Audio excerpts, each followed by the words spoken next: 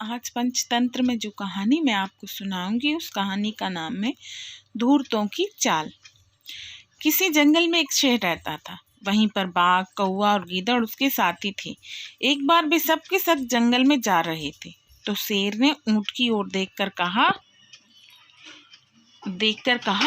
अरे ये कितना सुंदर जानवर है, इससे जाकर पूछो कि ये जंगली है अथवा मैदानी।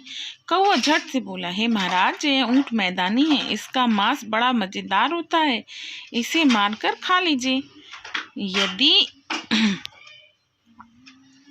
ये जानवर मैदानी है तो और हम सब जंगली, इस कारण यह हमारा मेहमान हुआ। मैं घर आए मेहमान को नहीं मारता। शेर ने कहा, ऐसा कहा गया है कि निडर होकर यदि कोई शत्रु भी आपके पास आ जाए तो उसे मारना नहीं चाहिए। उसे जो मारेगा वह उस ब्राह्मण की हत्या का पाप लगेगा। इसीलिए उसे सम्मान से मेरे पास ले आओ ताकि मैं उसके यहाँ आने की वजह जान सकूं। शेर के कहने पर वे ऊंट को बड़े प्यार से समझा बुझाकर उसके पास ले आए। उसके आते ही शेर ने पूछा, क्यों भाई, इस जंगल में कैसे आ गए? मित्र, मैं अपने साथियों से बिछड़कर रास्ता भूल गया था। ऊंट ने बड़े धैर्य से उत्तर दिया।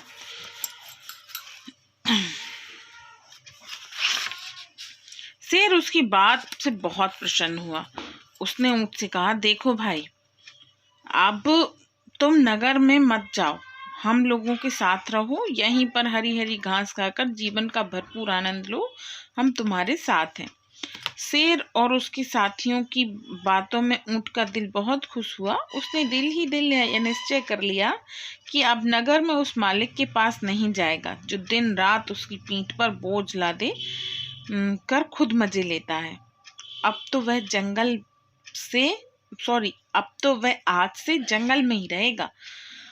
बस कुछ ही दिनों में आजाद वातावरण में रहने और मनपसंद खाने से ऊंट तो खूब मोटा ताजा हो गया। कुछ ही दिनों में उस शेर का एक हाथी से युद्ध हुआ। उस युद्ध में शेर को काफी चोट आई। उसके पूरे बदन में दर्द होने लगा, यहाँ तक कि वह एक कदम भी नहीं चल सकता था। वह भूख से व्याकुल होकर जंगल में लेटा अत्यंत दुखी रहने लगा, क्योंकि घायल अवस्था में वह शिकार नहीं कर सकता था। तब शेर ने कहा, भाई, कहीं से कोई शिकार ढूंढो जिससे मैं अपना पेट भर सकूं।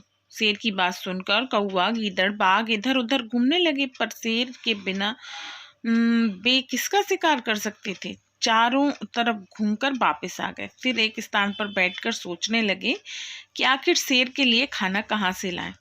गीदड़ ने कौवे से कहा, भाई, मेरे विचार से तो ऐसी मुसीबत में हमें इस ऊंट को ही अपने राजा का शिकार बना देना चाहिए।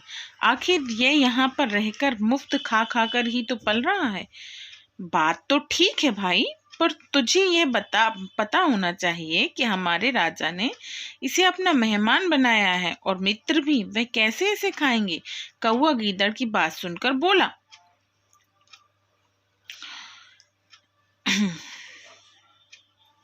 गीदड़ ने हंसते हुए कौवे के कान में कहा, यार, तुम इस बात की फिक्र मत करो, मैं महाराज के सामने इस ढंग से बात करूंगा कि वे स्वयं ही कहेंगी कि यह ऊंट मेरा शिकार बने। तुम लोग यहीं पर ठहरो, मैं अभी राजा से बात करके आ रहा हूँ।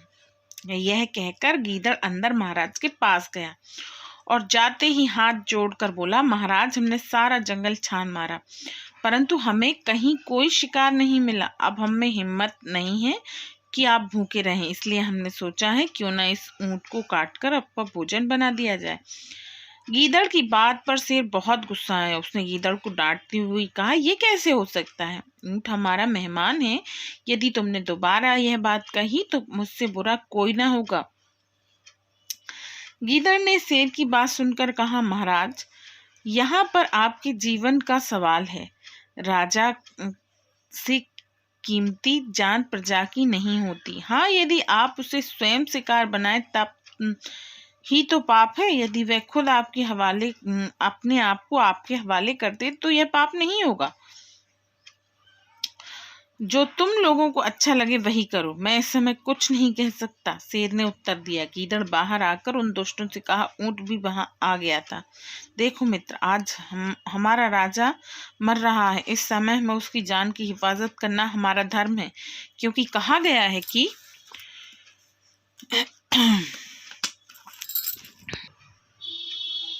जिस सेवक के देखते देखते स्वामी दुख भोगे वह सीधा नरक में जाता है। तभी आंखों में आंसू भरे सब के सब शेर के पास आ बैठ गए। क्यों भाई, कुछ खाने को मिला? शेर ने पूछा। कौवा बोला, मालिक हम तो थक हार कर वापस आ गए हैं, लेकिन कहीं कुछ नहीं मिला, इसीलिए आज आप मुझे खाकर ही अपना पेट भर लें, इससे मुझे स्वर्ग मिलेगा। कहा गया है कि जो स्वामी के लिए खुशी से जान दे उसे मुक्ति प्राप्त होती है। कौवे की बात सुनते ही गीदड़ बोला, नहीं भाई कौवे, तुम तो बहुत छोटे हो, तुम्हें मालिक खाने से मालिक का पेट नहीं भरेगा, इसीलिए मालिक मुझे खाकर अपना पेट भर लें, इससे मुझे भी मुक्ति मिलेगी। गीदड़ की बात बाघ बोला, नहीं भाई, तुम लोगों को मेरे होते हुए यह काम करने की जरूरत नहीं है, मैं अपने राजा के लिए अपना सारा शरीर देने को तैयार हूँ, इससे महाराज की भूख पूरी तरह मिट जाएगी। ऊंट भी अब पीछे क्यों रहता? अब उसे एहसास हुआ कि मुझे अपने भूखे मरते मालिक को बचाना चाहिए। वह सीधे साधे जानवर को क्या मालूम था कि यह सब चालाक गीदड़ की चाल है।